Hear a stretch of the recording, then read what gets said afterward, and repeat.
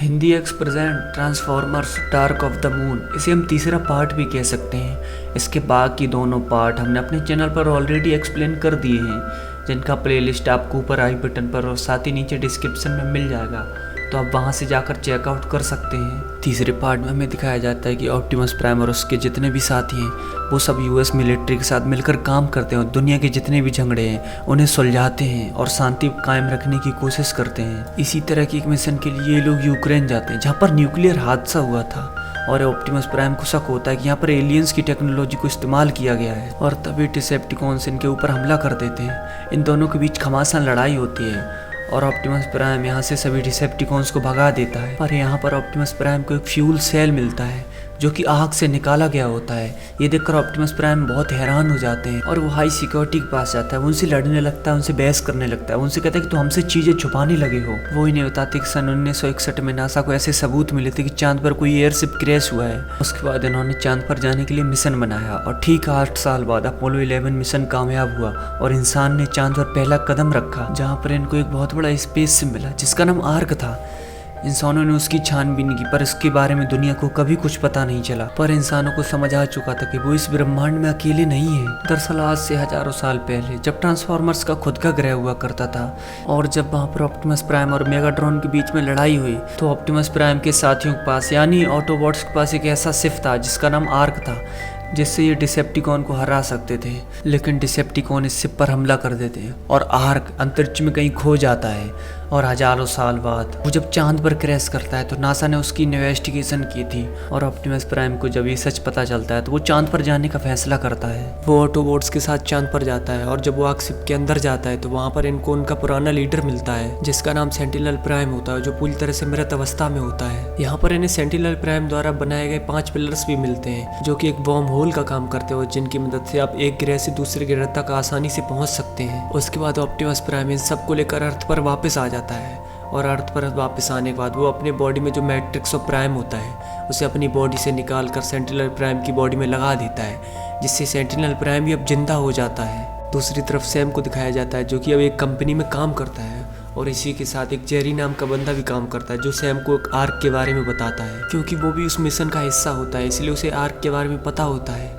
पर जल्दी एक डिसेप्टिकॉन जिसका नाम लेजर बीक होता है वो उस जेरी नाम के बंदे को मार देता है। उसके बाद सैम सेक्टर 7 के एक पुराने एजेंट के पास जाता है जिसका नाम सिमर होता है, जहाँ पर इन्हें इन्वेस्टिगेशन के दौरान पता चलता है कि डिसेप्टिकॉन उन सभी लोगों को मार रहे हैं जिन लोगों को आर्क के बारे में पता होता है। और अब अगला नंबर सैम का होता है। ये दोनों के दोनों एस्ट्रोनॉट्स, क्योंकि उन पिलर्स को एक्टिवेट सिर्फ सेंटिनल प्राइम ही कर सकता है और डिसेप्टिकॉन उसे एक्टिवेट नहीं कर सकते हैं, और जब सेंटिनल प्राइम उन्हें एक्टिवेट करेगा तो डिसेप्टिकॉन उसे अपने कब्जे में ले लेंगे। और अब सैम को जब ये इन्फॉर्मेशन पता है तो वही जानकारी हाई कमांड तक पहुंचाने के लिए यहाँ से निकल पड़ता है और तभी 3 डिसेप्टिकॉन इनके ऊपर हमला कर देते हैं। पर बम्बलबी जो कि सैम का दोस्त होता है वो सैम की जान बचा लेता है। अब जहाँ पर सेंटिनल प्राइम होता है वहाँ पर कुछ डिसेप्टिकॉन्स हमला कर देते हैं और तभी वहाँ पर ऑप्टिमस प्राइम के ऑटोबॉट्स आ जाते हैं और ये सब मिलकर उन डिसेप्टिकॉन्स का सामना करते हैं। और तभी सेंटिनल प्राइम यहाँ पर गद्दारी करता है, उसने ऑप्टिमस प्राइम के एक ऑटोबॉट्स को मार दिया होता है। अब सेंटिनल प्राइम यहाँ पर 5 पिलर्स का इस्तेमाल करके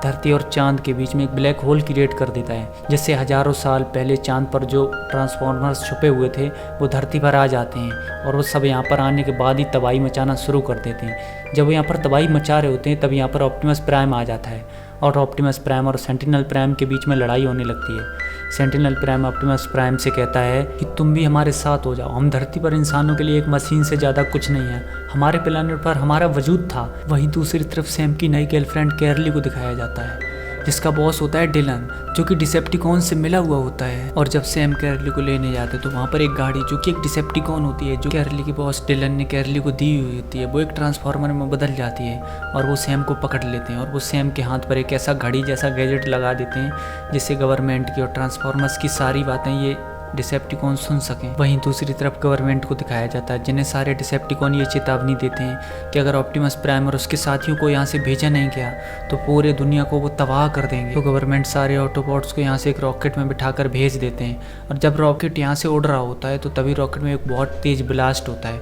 और सारे ऑटोबॉट्स यहीं पर मारे जाते हैं। और अब ऑटोबॉट्स के खत्म होने के बाद डिसेप्टिकॉन शिकागो शहर पर अपना कब्जा कर लेते हैं और साथ ही वो पूरी दुनिया में उन पिलर्स को भी फैला देते हैं। कैरली का बॉस डिलन कैरली को बताता है कि डिसेप्टिकॉन का प्लान है वो ब्लैक होल से अपने रोबोट्स को यानी अपने ट्रांसफॉर्मर्स पूरे यूनिवर्स में भेजेंगे और उसके बाद अर्थ की एनर्जी से उसके रिसोर्सेज से अपने प्लेनेट को दोबारा बनाएंगे। डिसेप्टिकॉन का कहना है कि वो मुझे भी पावर देंगे, इसलिए मैं उनके साथ हूँ। वहीं से हमको दिखाया जाता है जो सेक्टर 7 के कुछ एक्स सोल्जर्स के साथ यहाँ तक पहुँच जाता है, पर तभी डिसेप्टिकॉन इन्हें देख लेते हैं और इनके ऊपर हमला कर देते हैं। ये लोग बचकर भाग ही रहे होते हैं कि तभी यहाँ पर ऑटोबॉट्स आ जाते हैं और वो उन डिसेप्टिकॉन्स के साथ लड़कर उन्हें ख़त्म कर देते हैं। ऑटोबॉट्स इन्हें बताते हैं कि हम रॉकेट के अंदर ही थे जब रॉकेट उड़ान भर रहा था, लेकिन उसके बाद हम वहाँ से निकल गए। सैम ऑटोबॉट्स की मदद से अपनी गर्लफ्रेंड कैरली को छुड़ा देता है और अब यहाँ पर बहुत सारे सोल्जर्स भी आ चुके हैं जो कई सारे डिसेप्टिकॉन को मिलकर मार देते हैं, क्योंकि इन सोल्जर्स के पास काफ़ी एडवांस हथियार होते हैं। दूसरी तरफ ऑप्टिमस प्राइम पिलर कंट्रोल को पूरी तरह से तबाह कर देता है,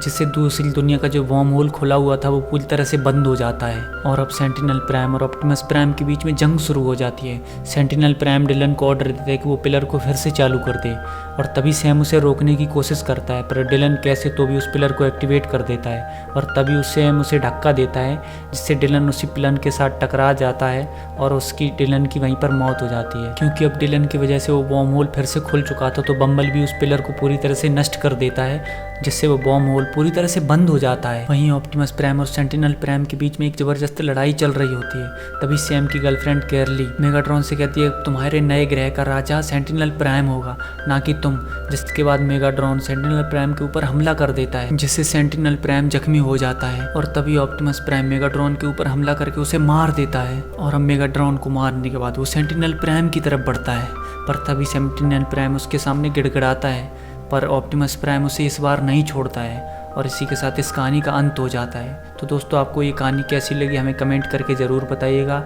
और साथ ही हमारे यूट्यूब चैनल को सब्सक्राइब और हमारे फेसबुक पेज को फॉलो ज़रूर करें। मिलते हैं तब तक नई कहानी में, तब तक के लिए धन्यवाद।